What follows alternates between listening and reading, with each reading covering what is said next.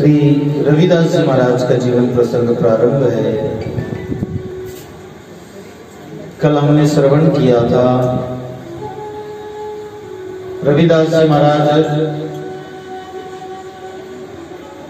नित्य प्रति परमात्मा के भजन में सुमरण में लग करके और अपना जीवन बिताते हैं, सदा संतों की सेवा करते रहते हैं। और उनकी इस सेवा भावना को लेकर के रविदास जी महाराज के पिताजी जो है उनको घर से निकाल देते हैं।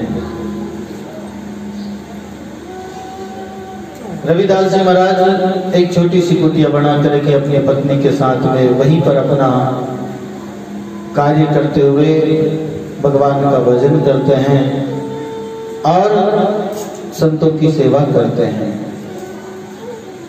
रविदास जी महाराज कहते हैं कि जीवन में जब संतों का सानिध्य मिले, सत्संग मिले, वही जीवन का समय हमारा सार्थक समय है, वही जीवन का समय हमारा सफल है। सोई घड़ी सुखियारती साधु संगत में जाए, बाकी की सुख राम कहे काल ग्रासा। वही समय वही हमारा सार्थक है जो संत सानिध्य में सत्संग में व्यतीत होता है। रविदास जी महाराज अपने पद में लिखते हैं,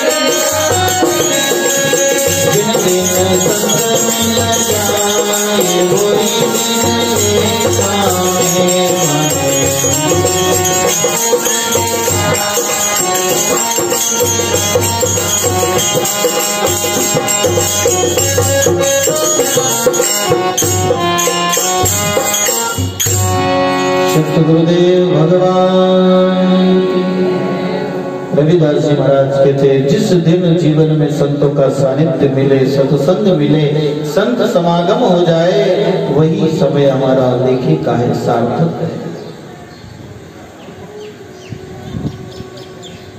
संतों के प्रति हमारा भाव, हमारा प्रेम, हमारा स्नेह कैसा होना चाहिए?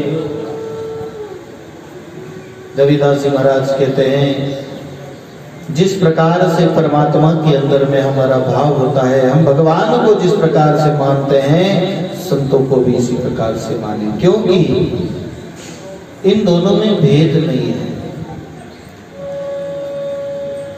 एक ही है। एक ही वस्तु के दो जैसे अलग अलग नाम होते हैं, ऐसे ही ये दो अलग अलग नाम है। वैसे संत वाणी में कहते हैं, भक्ति भगत भगवंत गुरु चतुर नाम बपो एक, इनके पद वंदन की नाशत विघ्न अनेक। भक्ति को करने वाला भगत, जिनकी भक्ति करते हैं वो भगवान, और उस भक्ति को दृढ़ाने वाले गुरुदेव। ये चार अलग अलग प्रतीत होते हैं, लेकिन ये चारों एक ही हैं। जिनका ऐसा भाव होता है, जिनका ऐसा प्रेम होता है, जिनकी ऐसी जिज्ञासा होती है, उनको संतों के सानिध्य का लाभ मिलता है। रविदास जी महाराज संतों का सानिध्य करते, सत्संग करते, संत सेवा करते। भगवान ने अपनी कृपा से रविदास जी महाराज को खूब अपार धन संपत्ति दी, और जब जब जिसकी प्रतिष्ठा बढ़ी है, उनके साथ साथ में उनको गिराने वाले, उनकी निंदा करने वाले लोग भी बढ़ते हैं। जहाँ स्तुति करने वाले होते हैं वह निंदा करने वाले भी होते हैं। जितना ज्यादा व्यक्ति का प्रभाव बढ़ता है दुश्मन उतने ही बढ़ते हैं। रविदास जी महाराज जब तक गरीबी से अपना जीवन व्यतीत करते थे तब तक कोई उनसे भेदभाव नहीं करता। भगवान ने उनको धन संपत्ति दी तो लोगों ने भेद करना शुरू कर दिया। पंडित लोग रविदास जी महाराज से वेर करने लगे, विद्रोह करने लगे और उन्होंने राजा के पास में जाकर के शिकायत की कि ये अधम जाति का होने के बाद में भी लोगों को उपदेश करता है, ज्ञान करता है। राजा ने रविदास जी महाराज को सभा में बुलाया।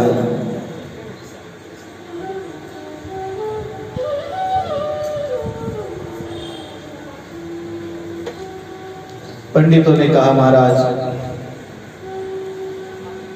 इन्होंने धर्म को भ्रष्ट कर दिया है, आप इन्हें ऐसा करने से मना करें।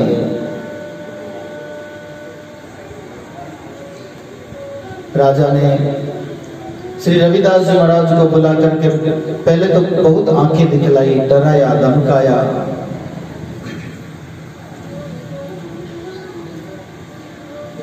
कहा, तुम भगवान की सेवा पूजा मत करो,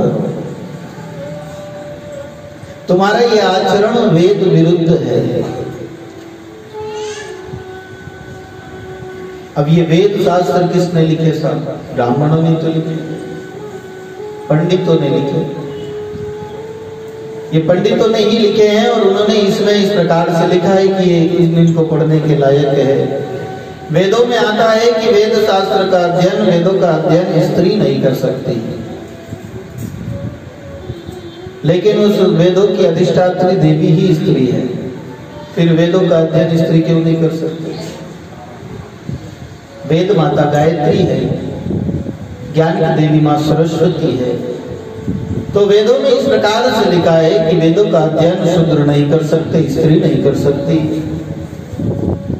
ये पंडितों का लिखा हुआ है। राजा कहता है कि तुम्हारा आचरण वेद के विरुद्ध है। तब श्री रविदास जी ने कहा कि वेद तो भगवान के ही श्रीमुख की वाणी है, और जब भगवान की सेवा, भगवान ही सेवा चाहते हैं, भाई वेद भगवान के श्रीमुख की वाणी है, वेद भगवान के द्वारा उत्पन्न हुए हैं, ठीक है, लेकिन भगवान तो मेरी सेवा चाहते हैं। भगवान ने कब मना किया मुझसे कि आप सेवा मत करो? बोलो राम। और जब भगवान चाहते हैं तो फिर मेरी सेवा वेद के विरुद्ध कैसे हुई? राजा ने झुंझला कर गुस्से में कहा कि हम ये कैसे विश्वास करें कि भगवान तुम्हारी सेवा को स्वीकार करते हैं? तुम्हारी सेवा भगवान को प्रिय है, ये हमें कैसे विश्वास हो? रविदास जी ने कहा कि इसकी परीक्षा कर लीजिए। हम अपने भगवान को सिंहासन पर विराजमान करा करके सभा में लाते हैं, फिर उन्हें ब्राह्मण भोग लगावे, उन्हें बुलावे। ये जिस प्रकार भी अपने तंत्र मंत्र पढ़ करके जो भी जैसा भी करे भगवान को अपने पास बुलावे। अगर इनके पास भगवान चले जावे तो हमारी पूजा झूठी है, और हम बुलावे और भगवान हमारे पास आ जावे तो हमारी पूजा सच्ची है। ब्राह्मण भी बुलावेंगे, हम भी बुलावेंगे, देखिए भगवान किसके पास जाते हैं। भगवान जिसके पास चले जाए उसकी सेवा प्रिय मानी जाएगी। क्या आपको मंजूर है?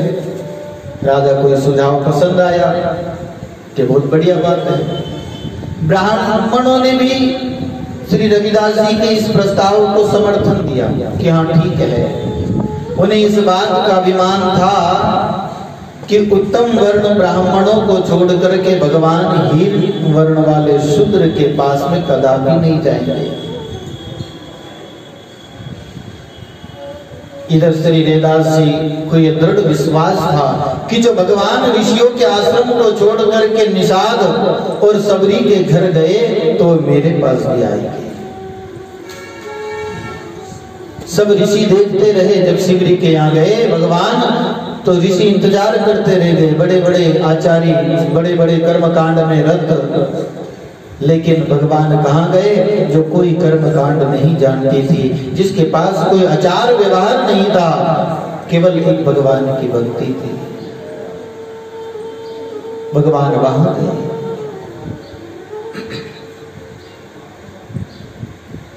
रविदास जी कहते हैं कि भगवान भी मेरे पास अवश्य आएंगे, अपने पतित पावन विरुद्ध को चरितार्थ करेंगे।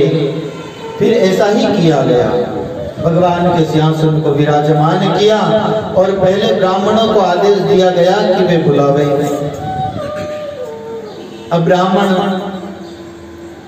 कुशासन, मृग चर्म, बाघंबर इत्यादि जो अपने आसन थे वो बिछा बिछा करके बैठे और हवन जब स्तोत्र इत्यादि पाठ करने लगे, बड़े बड़े संस्कृत के स्तोत्र श्लोक इत्यादि पढ़ने लगे और बहुत समय तक पढ़ते रहे। पढ़ते पढ़ते थक गए, लेकिन भगवान टस के मस नहीं हुए। आना तो बहुत दूर की बात रही। जब भगवान नहीं आए, पंडित हार गए, तब राजा ने कहा रविदास जी से कि अब तुम बुला करके दिखाओ। रविदास जी को आज्ञा हुई। उस समय श्री रविदास जी महाराज ने अत्यंत उल्लास में भर करके भगवान से प्रार्थना की, हे हरि आवो वे भी हमारे, जैसे आए द्रुपद सुता के गज के काज सिधारे। हे प्रभु आप हमारे पास भी पधारे। जो प्रहलाद है तो नरहरि वे प्रगटे, ब्रज वज्र खंभ को फारे, पति राखो रे दास पदित की दशरथ राज दुलारे। हे प्रभु आप भक्तों के लिए कहां कहां नहीं आए, जहां भक्तों ने आपको याद किया, आपकी आवश्यकता पड़ी, वहां आपने प्रकट होकर के उनके कार्य को सिद्ध किया है। और संत पर जब संकट आता है, संकट पड़े जब साध पर सब संतन को शोक, दरिया सहाय करे हरि परचस माने लोग। परमात्मा सहायता करते हैं, लोग उसको परचा मानते हैं। रविदास जी महाराज ने जब इस प्रकार से प्रेम भाव के साथ में भगवान को बुलाया, ये पद पूरा होते होते ही भगवान सिंहासन सहित आकर के रविदास जी महाराज के हृदय से लग गए और श्री शालिग्राम जी ने मुख से बोल करके सभा के सारे लोगों का भ्रम मिटाया। ऐसी भगवान के प्रति हमारी श्रद्धा होना चाहिए, विश्वास होना चाहिए। तब सब ब्राह्मण भी जो वहां थे बड़े लज्जित हुए और सभी नतमस्तक हो गए। शालिग्राम भगवान के साथ साथ श्री रविदास जी महाराज की भी उन्होंने जय जयकार करी। इसीलिए संत श्री रामदास जी महाराज कहते हैं कि सालग स्वामी मुखा बोलाया। सालग्राम जो एक पाषाण है एक तरह से देखा जाए तो, लेकिन भक्त की भावना को लेकर के उसमें से भी आवाज निकल जाती है। मीरा की जैसी भक्ति हो तो भगवान अपने आप में समाहित कर लेते हैं। नामदेव के जैसा प्रेम हो तो भगवान मूर्त में भी भोग ग्रहण कर लेते हैं। और भक्त अगर सच्चा है, बोलो राम, भक्त की भावना सच्ची है, भक्त का विश्वास श्रद्धा सच्ची है, तो उसके लिए मूर्त नहीं होती है। और जिसके लिए मूर्ति है उसके लिए भगवान नहीं है। जो मूर्ति देखता है उसने समझो पूजा जानी ही नहीं, उसने अभी पूजा नहीं की है, वो पूजा को समझता ही नहीं। और जो भगवान की पूजा में लग गया है, जो भगवान के नाम में लग गया, उसके लिए मूर्ति विलायमान हो जाती है, केवल ईश्वर ही बचता है, केवल भगवान ही बचता है। इसलिए रविदास जी महाराज कहते हैं कि भजन करो चितलाई राम जी ऐसा रे भाई। भगवान ऐसे हैं, कैसे हैं? उदाहरण दिया, नामदेव के घर नहीं हो घर बिना दुख पाए, चेजारा हरि जी भया सोनारी छान छवाए। भगवान स्वयं आए और नामदेव जी का छप्पर जाए। दीनो कबीर दोवटी हो बैठो देवल जाए, नारायण नायक भया बालक ले घर जाए। नायक मिल जाएगा। धन्य बीज सभी दियो बीज बिना हलवाए, थाला उमरा काटिया साई निपायो सवाई। खाली उमरा खेत में काटिया है जो ही बिना बीज कही। धना भगत के खेत में तुंबा में हीरा निभ जाया। भगवान कहां कहां नहीं आते हैं, भक्त का भाव होना चाहिए। गुण गणी रेदास के पारस दीनो लाए, और पारस तो लीनो नहीं 5 मोहरनी पाए। पारस लाकर के रेदास जी को दिए, रेदास जी ने उसको स्वीकार नहीं किया, लेकिन फिर भी भगवान ने उनकी सहायता की। 5 मोहरे दे करके किसी न किसी प्रकार से भक्त की भगवान सहायता करते ही है। मीरा को विष भेजियो मुख में दियो डार, जहर पलट अमृत भयो साईं सुनी पुकार। अनंत कोटि जनतारिया सबकी करी सहाय, मैं दारिद्र रामियो मेरा दारिद्र दूर भगाए। इस प्रकार भगवान जो है, जो श्रद्धा के साथ में, भक्ति के साथ में, प्रेम के साथ में, भाव के साथ में भगवान का भजन करता है, नाम का स्मरण करता है, परमात्मा के आश्रित होकर के रहता है, उसकी हर प्रकार से परमात्मा सहायता करते हैं। नामदेव जी महाराज निरंतर भगवान की सेवा करने लगे, निरंतर भगवान का स्मरण करके और निरंतर नाम की साधना में लगे रहे। इनकी भक्ति और इनकी प्रसिद्धि जो है सब दूर फैल गई। एक बार एक घटना, चित्तौड़ नगर में झाली नाम की एक रानी रहती थी। उसने अभी तक किसी को गुरु धारण नहीं किया, मंत्र दीक्षा नहीं ली, और शास्त्रों में आया है कि गुरु के बिना कोई भी सिद्धि नहीं मिल सकती। गुरु के बिना किया हुआ कोई भी कार्य सफल नहीं होता है। देवी दीक्षा विहीनस्य न सिद्धर्न न च सद्गति, तस्मात् सर्व प्रयत्नेन गुरुणा दीक्षितो भवेत्।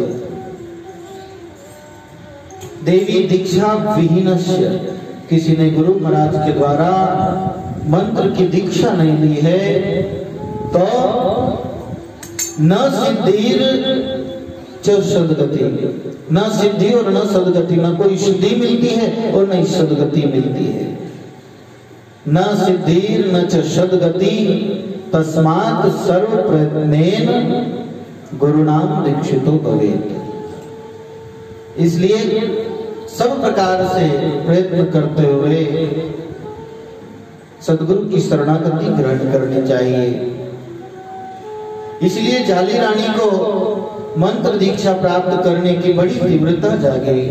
रानी को यह प्रतिज्ञा थी कि जिन्हें देखते ही उनके मन में गुरु भाव जागृत हो जाए, उन्हीं को वो गुरु धारण करेगी, ऐसे हर किसी को नहीं। जिसके अंदर में मेरी गुरु बुद्धि हो जाए, उन्होंने ऐसा मन में दृढ़ संकल्प कर लिया कि जिस महात्मा को देख करके मेरी उनके प्रति गुरु बुद्धि हो जाए, उन्हीं को मैं गुरु धारण करूंगी। इस प्रकार उन्होंने तीर्थाटन के व्याज से गुरु की खोज में बहुत से संतों का दर्शन किया, परंतु कहीं भी मन नहीं टिका। वह आखिर काशी जी में आई। काशी जी में पंडा पुजारियों ने रानी जी के सभी जो वहां के संत थे उनके दर्शन कराए, सभी संतों के आश्रमों पर ले गए, परंतु श्री रविदास जी के यहाँ नहीं ले गए। क्योंकि ब्राह्मण मन में सोचते हैं कि ये तो नीची जाति का है। इसलिए रविदास जी महाराज के पास में उनको नहीं लेकर के गए, बाकी सब आश्रमों में सभी संतों के पास में उस रानी को ले गए। लेकिन झाली रानी ने रविदास जी महाराज के श्रेष्ठ को सुन रखा था, अतः उन्होंने वहां पर भी जाने की इच्छा प्रकट की। तब तो पंडा पुजारी विवश होकर के उन्हें रविदास जी महाराज के पास लेकर के गए।